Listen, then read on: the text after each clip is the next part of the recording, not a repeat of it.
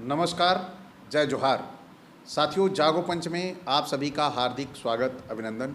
साथियों, जागो पंच आपके सामने आज बड़ी ही बेहतरीन पुस्तक लेकर प्रस्तुत है और आपको आज पता चलेगा कि हमारे समाज में जो खाने योग्य कौन कौन सी चीज़ें हैं जो हमें इन पुराणों ग्रंथों और जो भी ये पुस्तकें लिखी थी हमारे श्रेष्ठ जाति के पैदा लोगों ने, तो उससे आपको पता लगेगा कि कौन सी चीज़ें नहीं खाई जाती थी और आज हमारे समाज में जो पहले लिखा है कौन सी नहीं खाई जाती थी और आज वो कौन सी खा रहे हैं, और जिनकी आज वो बोलते हैं कि हम बहुत बड़े गौरक्षक हैं, वह कैसे लिख रहे हैं।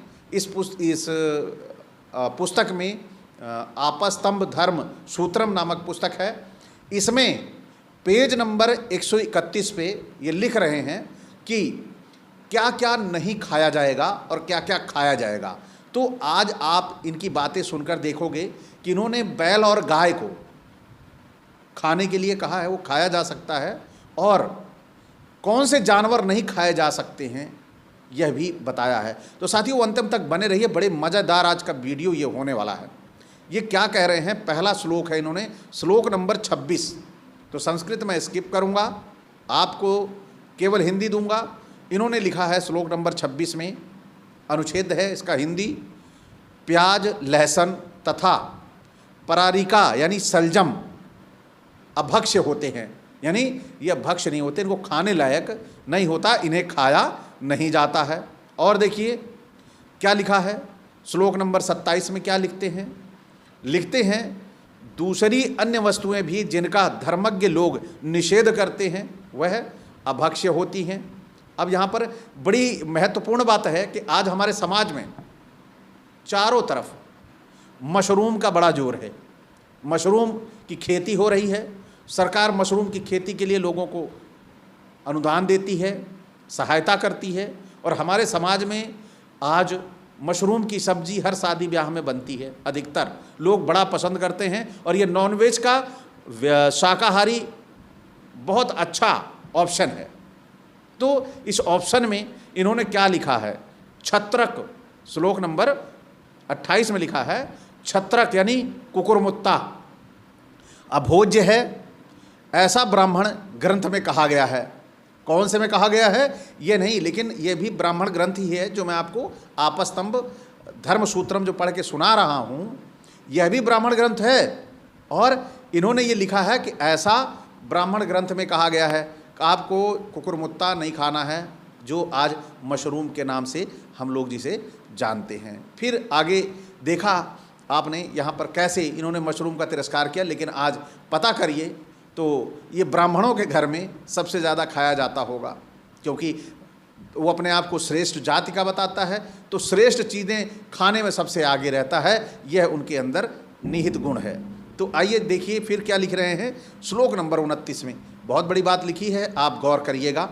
यहाँ पर लिख रहे हैं, एक खुर वाले पशुओं का, एक खुर वाले पशु कौन से हैं, ऊँट का, गव्य ग्राम में सुअर, शर्म मांस अभोज्य होता है, यानी सुअर का, ऊँट का, ग्राम में सुअर और ऊँट, एक खुर वाले जितने भी पशु हैं सबका मांस अभोज्य होता है, वह खाने योग्य नहीं होता। और दूसरा देखिए, भेड़ का दूध भी अपेय होता है, यानी कि भेड़ का दूध भी पीने लायक नहीं होता है। लेकिन अब देखिए और भी आगे इन्होंने श्लोक नंबर 23 में क्या लिख दिया है, 23 में लिखा है, ऊँटनी हिरणी का दूध, संधिनी यानी गर्भिणी होते हुए भी दूध देने वाली अथवा एक समय दूध देने वाली गाय भैंस आदि का, एक बार में कई बच्चे देने वाली एक खुर वाली मादा पशु का दूध अपेय होता है। तो एक खुर वाली जो जानवर है, जैसे ऊँट है एक खुर वाला है, सूअर है एक खुर वाला है, उनका दूध अपेय होता है। और देखिए जो गर्भित हो गई है गाय भैंस या एक टाइम हो गई है दूध देने वाली, तो उसका भी दूध अपेय होता है। लेकिन आज शहरों में जो ब्राह्मण रह रहे हैं, अगर वो धर्म को बहुत बड़ी मान्यता देते हैं, धर्म की बात करते हैं, तो क्या वो लोग ये चेक करके ले रहे हैं कि क्या ये गर्भिणी भैंस का दूध है या गर्भणी गाय का दूध है, कोई नहीं ले रहा। तो कोई अपने धर्म पर टिका है। तो जब अपने कोई ये धर्म पे टिके नहीं, अपने ग्रंथों की बात नहीं मानते हैं, तो इनकी जो भावनाएं हैं वो कैसे आहत हो जाती हैं, जो अपने धर्म ग्रंथों की बातों को नहीं मानती। यही बात आपको समझाने, जागो पंच ने ये बीड़ा उठाया है समझाने के लिए कि आप समझिए कि यह जो आपको इतने बड़े बड़े ग्रंथ लिख के दे दिए हैं, आज ये उसकी नहीं मान रहे हैं, ना उसकी बात करते हैं, ना उसके जैसा काम करते हैं, लेकिन दबाव प्रेशर आपके ऊपर बराबर रखते हैं कि आप उनके इशारे पर चलो और उनके कहे में चलो। और यहाँ पर टिप्पणी दी गई है आपस्तंभ धर्म के सूत्रम की इस पुस्तक में। सूत्र में इति शब्द एक खुर वाले पशुओं का निर्देश करता है। अब देखिए इन्होंने और क्या कहा है। श्लोक नंबर 24 में कहा है, गाय भैंस बकरी का दूध ब्याने के 10 दिन के भीतर अपेय होता है, और जबकि 10 दिन के पहले तक वह उबाल कर उसे जो खाता, उसे जो पीता है, वह विटामिन ए का सबसे बड़ा स्रोत है, जो आँखों के लिए बड़ा लाभदायक होता है। लेकिन इन्होंने उसे अपेय बता दिया कि आप उसे पियो ना, जिससे आप नहीं पियोगे तो आप इतना बढ़िया विटामिन मिलने वाला था वो आपने खो दिया। फिर यहाँ पर सुरा बनाने के लिए प्रयोग में लाई जाने वाली औषधियों से संयुक्त भोजन नहीं खाना चाहिए। चलिए ये तो ठीक है, समझ में आता है कि क्या कह रहे हैं, लेकिन सबसे बड़ी बात आप अब देखिए यहाँ पे क्या लिख रहे हैं। ये देखिए श्लोक नंबर 26 है, प्याज, सफ़ेद लहसुन तथा पारिका सलजम अभक्ष्य होते हैं, और इन्होंने इसका खाने के लिए जो बताया है आपको कि आप इसका, ये एक बार इससे पहले भी मैं बता चुका हूँ कि इन्होंने लिखा कि इसको आप नहीं खा सकते। और आज हमारे समाज में जितने शादी ब्याह हो रहे हैं, बिना लहसुन प्याज के तो कोई बारात होती ही नहीं है। तो कैसे हमारे समाज के लोग ये ब्राह्मण खा रहे हैं, अपने धर्म को कैसे बचाए हुए हैं, अपनी धर्म आपस्तंभ धर्म पुस्तक जो लिखी हुई है इस सूत्रम, इस धर्म को नहीं निभा रहे, तो कैसे वो ब्राह्मण रह जाते हैं, कैसे ही अपने धर्म का पालन करते हैं। क्या इससे सभी धर्म वालों को कहना चाहिए कि ये ब्राह्मणों को ये बंद करना चाहिए लहसुन प्याज खाना? ऐसी पुस्तकें लिख कर क्यों दी हैं? लेकिन ऐसा नहीं करेंगे, क्योंकि जीव के सबसे बड़े स्वादी वही होते हैं। आगे चलते हैं, फिर क्या कह रहे हैं, गाय का तथा बैल का मांस भक्ष्य हो सकता है।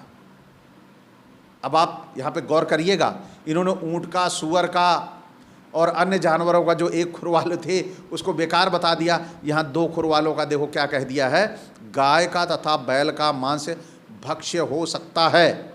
और देखिए फिर क्या लिख रहे हैं, वाजसनेयक के अनुसार बैल का मांस यज्ञ में अर्पित करने योग्य भी होता है। देखिए आप आज हमारे समाज में जो आप देखते हैं कि एक पूरा का पूरा वर्ग है, वह अपने आप को गौ रक्षक और गौपालक साबित करने में जबरन लगा हुआ है। जबकि भारत में, उत्तर प्रदेश में जितनी गौशाला बनी हुई हैं, वहाँ पे गाय बैलों की दुर्दशा आपसे छिपी नहीं है, आपके आस ही पास है। और लेकिन यहाँ पर आप देखिए कि कैसे वह गाय के बारे में बोल रहे हैं कि गाय का तथा बैल का मांस भक्ष्य हो सकता है, और वाजसनेयक के अनुसार बैल का मांस यज्ञ में अर्पित करने योग्य भी होता है।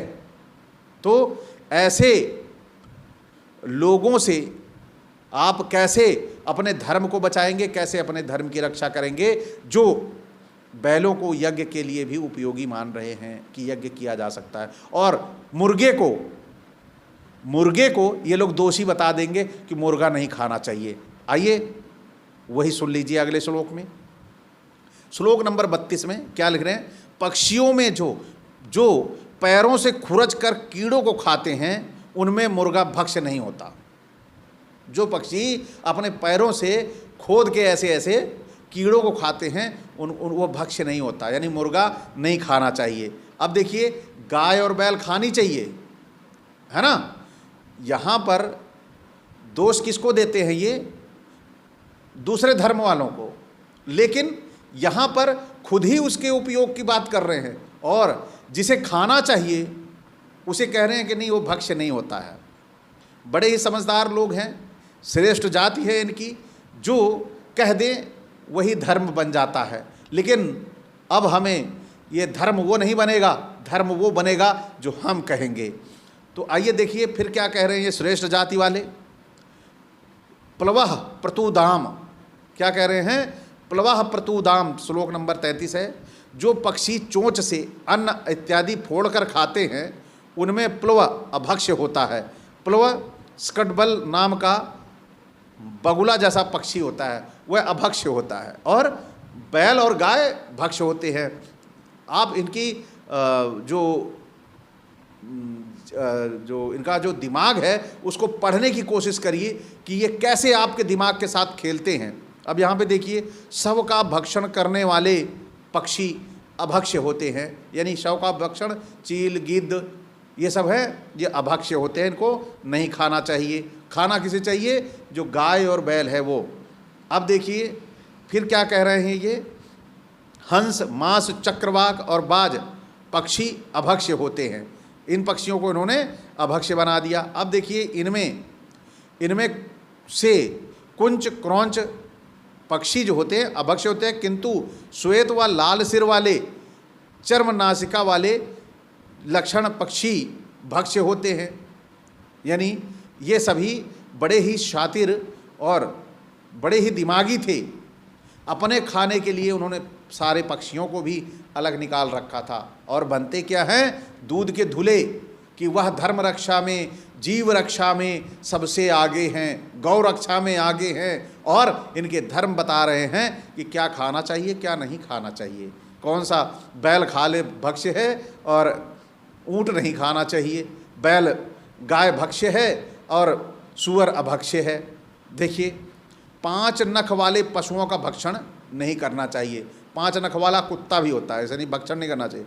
किंतु इनमें गोधा, कछुआ, स्वाविट, शल्यक, खड़ग नाम का मृग, खरगोश, पूतिखस अपवाद है, यानी इनको खा लेना चाहिए। अर्थात इन सातों के मांस का भक्षण किया जा सकता है। किसे? गोधा, कछुआ, स्वपिट, है ना, सल्पक, खड़ग नाम का मृग, खरगोश, इसको खा सकते हो, लेकिन कुत्ता वगैरह नहीं खा सकते हो। यह इन्होंने बड़े ही अच्छे उससे चित्रण किया हुआ है हमारे समाज में। श्रेष्ठ जाति वालों का श्रेष्ठ कारनामा आप लगातार जागो पंच पे ही देखने को मिलेगा, और किसी चैनल पे ये आपको दिखने वाला नहीं है। अब देखिए ये फिर क्या लिखे हैं, मछलियों में चेटक नाम की मछली अभक्ष्य होती है। बाकी सारी की सारी खाते रहो और भगवान का भजन करते रहो और खाते रहो, हैं, व्रत सारे करते रहो, और ये इसी मछली को छोड़ के सारी मछली खाते रहो। बोलो जय। फिर सांप की तरह सिखाली मछली, मकर केवल मृत शरीर का मांस खाकर रहने वाले तथा विकृत आकार वाले तथा मनुष्य के सिर की तरह सिर वाले प्राणी भक्ष्य नहीं होते हैं, और जो इससे अलग होते हैं वह भक्ष्य होते हैं, उनको दबा के खाना चाहिए। ऐसा हमारा ये आपस्तम्भ धर्मसूत्रम पुस्तक कह रही है। यह आप सभी को बिल्कुल दिखाई भी दे रहा होगा, क्योंकि मैं ये सारे श्लोक सहित आपको डिस्प्ले भी करूंगा। इस वीडियो में पूरा डिस्प्ले दिखाई भी देगा, क्योंकि भावना आहत गैंग ये कभी भी आके अगेंस्ट खड़ी हो सकती है कि हमने कब कहा था बैल खाने को, हमने कब कहा था गाय खाने को। तो यह बड़े ही विचित्र प्राणी हैं, दूध के धुले बन जाते हैं। जब तक इनके सामने साक्ष्य नहीं होगा तब तक ये शांत नहीं बैठने वाले। हमें पता नहीं क्या क्या कह जाएंगे उल्टा सीधा, अपनी इन चीज़ों को छिपा बैठेंगे। और जो लोग पहली बार इस पुस्तक को देखेंगे, बेचारे कभी पढ़े लिखे नहीं हैं, कभी पढ़ेंगे नहीं, और वह सीधा सीधा तलवार निकालेंगे, हमला मेरे ऊपर करना शुरू कर देंगे। घर बताओ अपना, कहाँ रहते हो, एड्रेस बताओ, अभी तुरंत चढ़ाई कर देंगे आपके ऊपर। तो लेकिन मैं उनसे आग्रह करूँगा कि मेरे भाई, मेरे ऊपर हमला करने से पहले आपस्तम्भ धर्मसूत्रम नामक पुस्तक उठा के पढ़िएगा। मैंने इसमें पेज नंबर भी आपको बताया है, और पंचम अथ पंचम पटल है, जिसमें ये लिखा गया है कि लहसुन प्याज अभक्ष्य है, गाय बैल भक्ष्य है ना, और सुअर और ऊंट अभक्ष्य है। लिखने वाला अचल नहीं था, वह था आपका पूरा का पूरा श्रेष्ठ जाति वाला अमला। तो केवल हम तो निकाल के लेके आए हैं कि जो बढ़िया सा लंबा सा तिलक लगा के मंचों पे चढ़ के, है ना, भक्ति का रस दे के और आध्यात्म के नाम पर लोगों के साथ ठगी कर रहे हैं, वह ये भी बताएं कि कैसे ये हमारे समाज में कैसी कैसी ये पुस्तकें कैसे आ गई, और ऐसी पुस्तकों को समाज में ज़्यादा से ज़्यादा पहुँचाएं, लोगों को पता लगे कि हमारी ये श्रेष्ठ जाति वाले कैसी मानसिकता के व्यक्ति थे। तो साथियों, आज का ये वीडियो आपको कैसा लगा? अच्छा लगा हो तो लाइक करें, और साथ ही जो नए साथी देख रहे हैं वो सब्सक्राइब करना ना भूलें और बेल आइकन की घंटी भी दबा लें, जिससे हमारे वीडियो का नोटिफिकेशन आप तक त्वरित गति से पहुंच जाए। इसी के साथ मैं आपसे इसी एक अपेक्षा के साथ विदा लूँगा कि आप सभी इसे कम से कम आपके मोबाइल में जितने भी ग्रुप हों उन ग्रुपों में ज़रूर शेयर करें, और अपने हित चिंतक जो लोग इस ब्राह्मणवाद के जाल में उलझे हुए हैं उनको बताएं कि ये गौ रक्षक आज जो आपके समाज में है, यह कैसी कैसी पुस्तकें लिखी हैं इन्होंने, उसके बारे में उन्हें भी पता चले। तो साथियों, इसी के साथ आपसे विदा। जय भीम, जय मंडल जी।